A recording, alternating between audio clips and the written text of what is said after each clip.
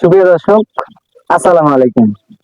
ইনসাফ হাঁসের কামার এন্ড হ্যাচারির পক্ষ থেকে আপনাদের মাঝে আরো নতুন একটি ভিডিও নিয়ে আসলাম। ইনসাফ হাঁসের কামারে একদিন বয়স হইতে বোর্ডিং এর বাচ্চা, এমনকি ডিমের মুখোমুখি 3 মাস, 4 মাস, 6 মাস বিভিন্ন বয়সের হাঁস ও হাঁসের বাচ্চা পাওয়া যায়।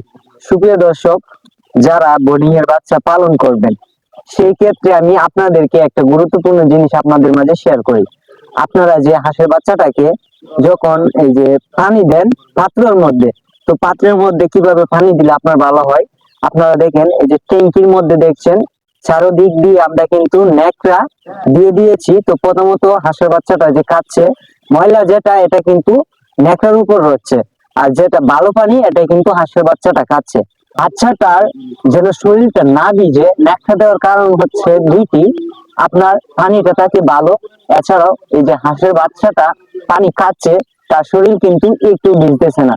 তো আপনার হাঁসের বাচ্চার দিক থেকেও ক্ষতি হচ্ছে না। আর আপনি যে ট্যাঙ্কির পানিটা 3 ঘন্টা 4 ঘন্টা পর পর কিন্তু চেঞ্জ করে দিবেন, তাহলে আপনার দেখবেন যে হাঁসের কোনো ধরনের রোগ আক্রমণ করতে পারবে না। তো আপনারা যদি এরকম ভাবে হাঁসের বাচ্চাটা পালন করেন, তাহলে ইনশাল্লাহ আপনি লাভবান হতে পারবেন। হাঁসের ক্ষতি হবে না। হাঁসের ক্ষতি না হলে ইনশাল্লাহ আপনি লাভবান হবেন। আমাদের ভিডিও স্ক্রিনে দেওয়া থাকবে নাম্বার, আপনারা আমাদের সাথে কন্ট্যাক্ট করতে পারেন। আমাদের ইমো আছে, হোয়াটসঅ্যাপ আছে, এমনকি সরাসরি আপনারা যোগাযোগ করতে পারেন।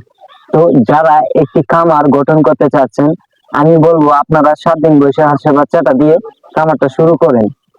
তো আপনার ক্ষেত্রে অনেকটাই ভালো হবে। আমি বলবো যে আপনি একটি খামার তৈরি করতে গেলে 7 দিন বয়সে হাঁসের বাচ্চাটা দিয়ে খামারটা তৈরি করুন। সুপ্রিয় দর্শক, আমাদের ঠিকানা হচ্ছে কুঠুরিখোনা মদন নেত্রকোনা। তো আজকে বিদায় নেব। দেখা হবে অন্য কোনো ভিডিওর মাধ্যমে, অন্য কোনো টপিক নিয়ে। ততক্ষণ সুস্থ থাকুন, ভালো থাকুন। আল্লাহ হাফেজ।